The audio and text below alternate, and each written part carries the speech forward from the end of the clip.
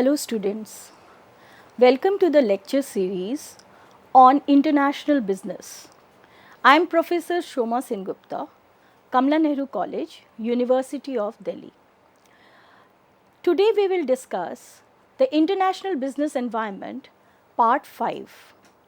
In this, we are going to discuss the components of international business, one of the component, and that is political environment. Political environment. The political environment refers to the political risks, government relationship with businesses, and the type of government in a specific country or region.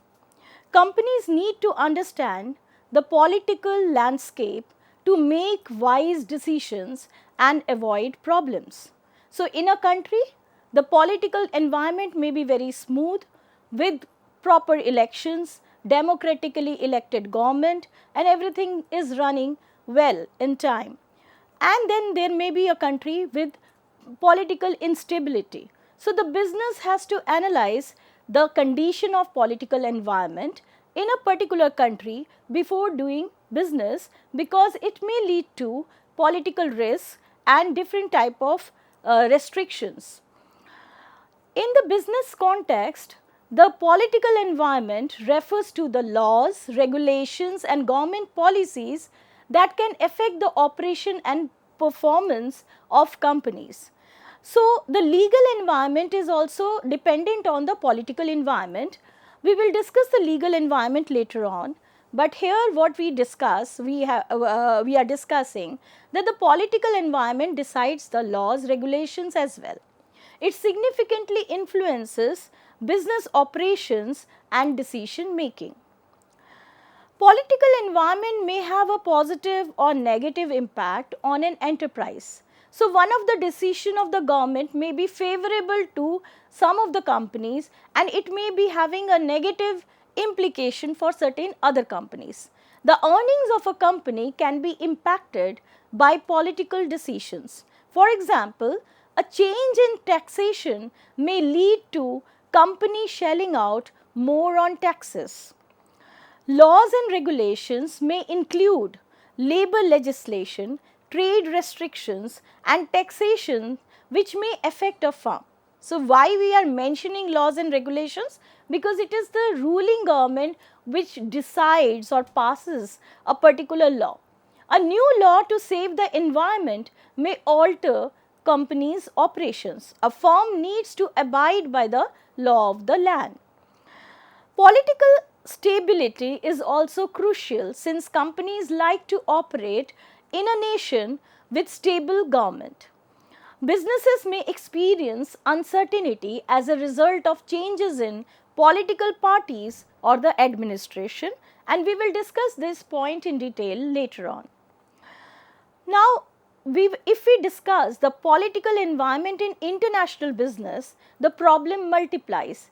So, if you are operating in a number of countries, then naturally you should be aware of the political environment of each of those countries or host countries as well as the home country. So, the political environment in international business encompasses the impact of government policies, regulations and political stability on business operating across borders. It includes factors like trade, tariffs, taxes, political instability and foreign exchange controls. Businesses need to assess these risks and understand the relationship between the government and the business. An international business organization must be aware of the political environment of the home country as well as that of the host country, or if it is operating in a number of countries, then the host countries or each of the countries. Now, elements of political environment. The first one is the political system, which is also known as the type of the government.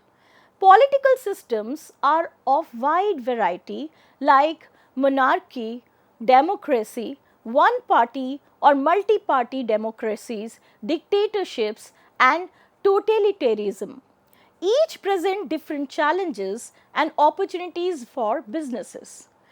In some of the countries like United Kingdom, there is a monarchy, but of course it is run by the democratically elected government. So, in this we will discuss first the democratic environment as well as the totalitarianism, because others are part of these type of political system. So, the first political system may be democracy. People elect their representatives to run the government. So, it is an elected government.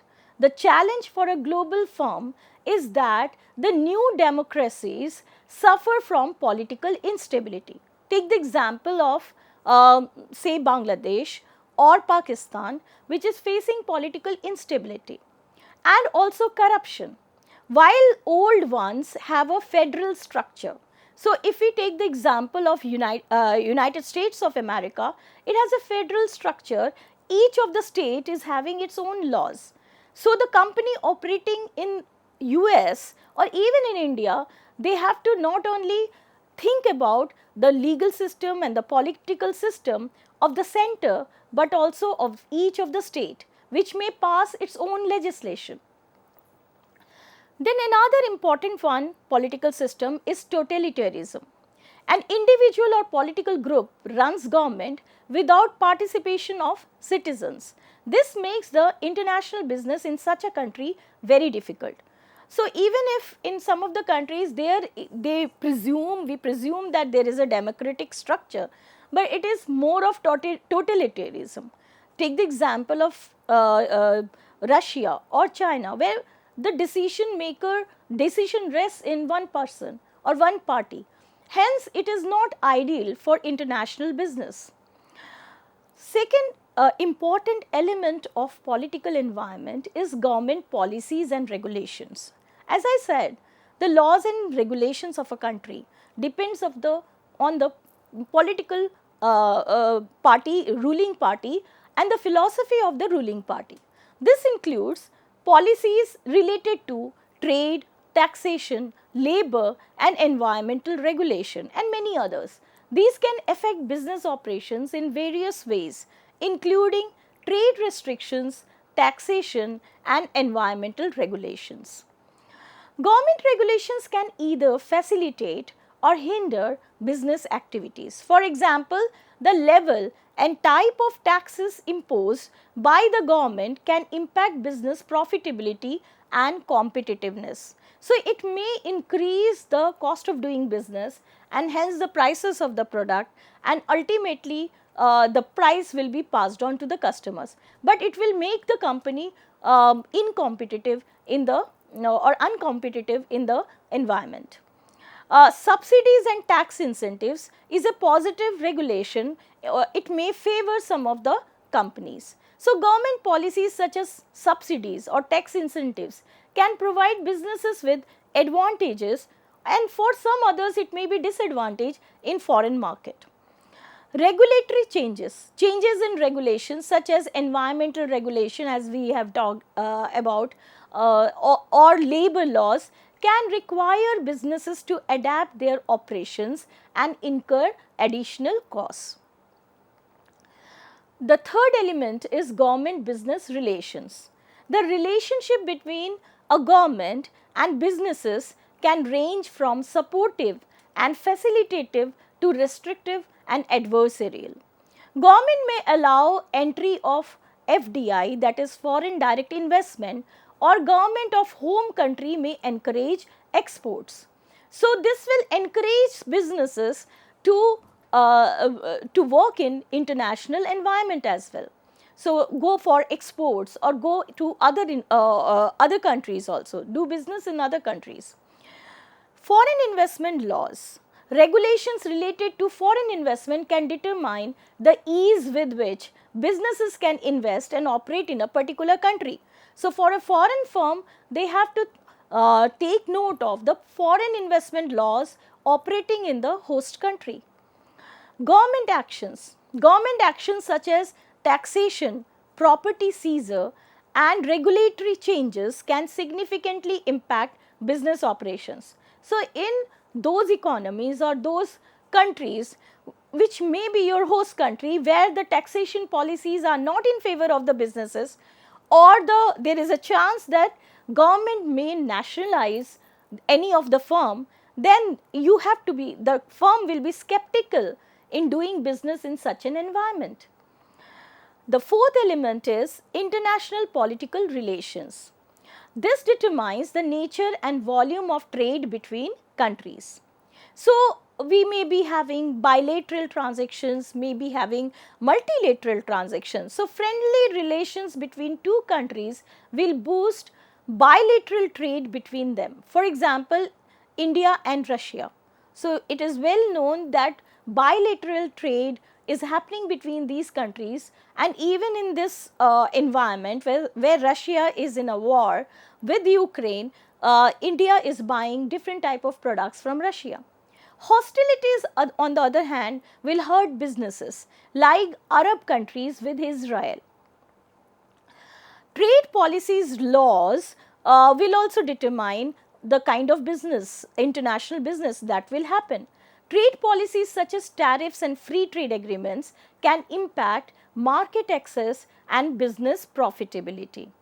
Trade barrier laws like tariffs and other trade barriers can increase the cost of exporting goods, making it more difficult for businesses to compete in foreign markets. So, what we are seeing nowadays is that US is creating trade barriers, and they want that the impetus should be given to American business houses, and that is why they are increasing the tariffs on foreign companies. Trade agreements between countries can influence the flow of goods and services, impacting business opportunities and risks. So, opportunities may happen when there are bilateral trade agreements or multilateral trade agreements, and when we are breaking up the trade agreement, then naturally the risks will be there. Like we are breaking some of the trade agreements because of this hostility that is happening with many of the countries like Pakistan, Bangladesh, and now Turkey as well as Azerbaijan is in the list. Then geopolitical tensions. So, this is again an example where what we were talking about, that the geopolitical tensions like Russia-Ukraine war and conflicts can create uncertainty and risks for businesses. This affects trade, investment, and even transition to renewable energy.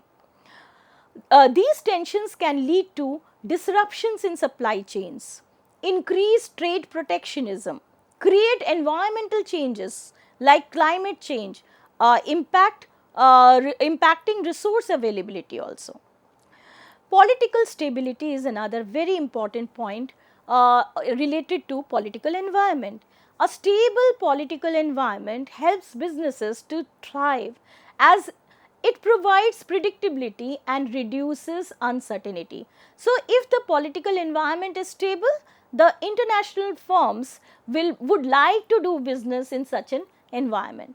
So, international businesses flourishes and attracts investment in a country which are stable, dynamic, honest, and have efficient political system.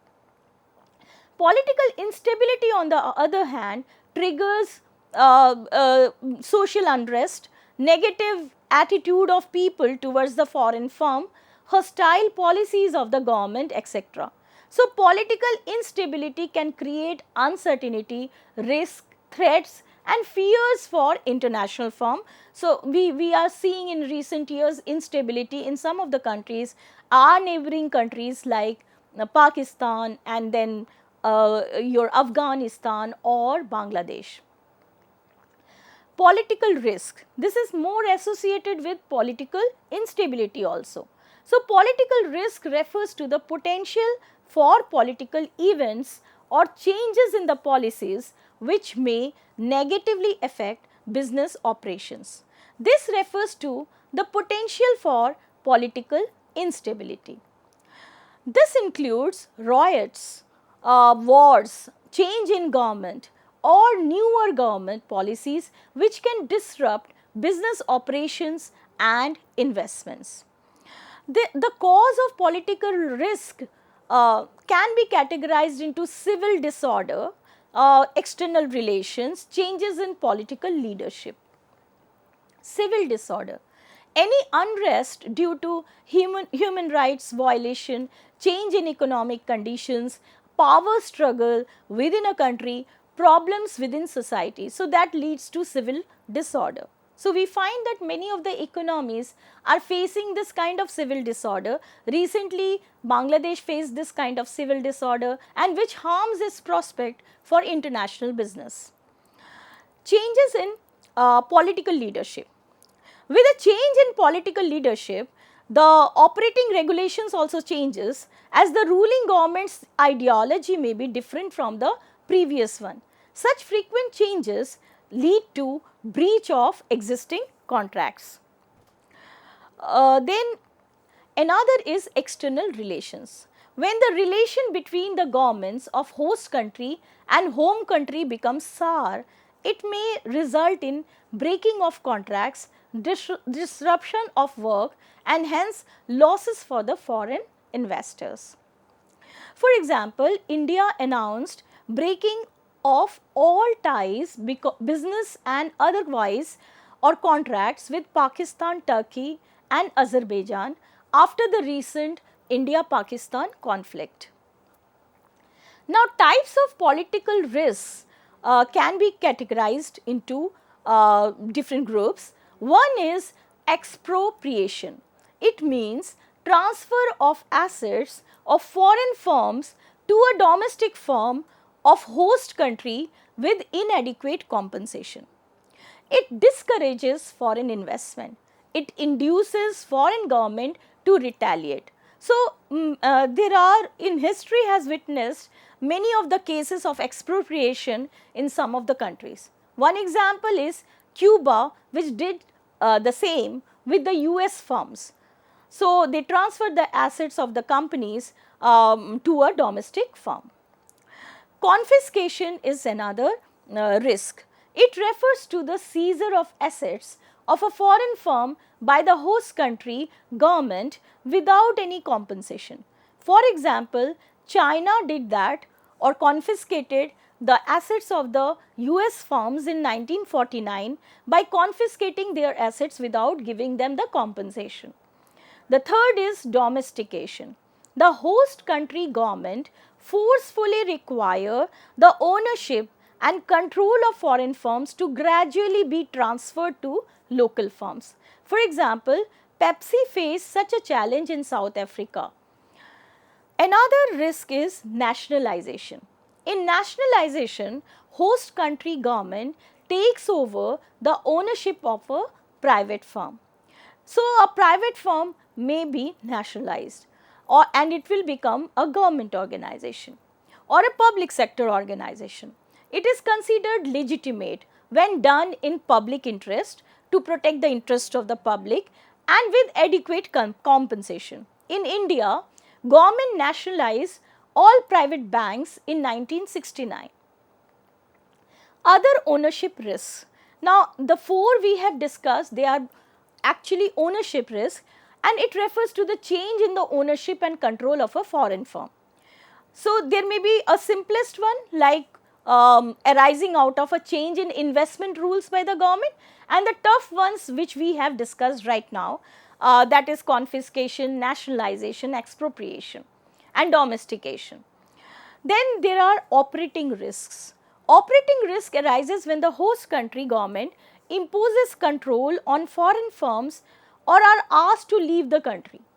In 1977, Government of India asked Coca-Cola and IBM to leave the country.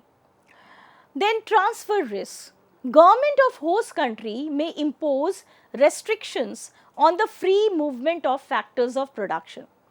So, for example, in United States of America, with the MAGA philosophy in their mind, that is Make America Great Again, under the Trump leadership, they have strengthened the visa rules and imposed heavy tariffs also.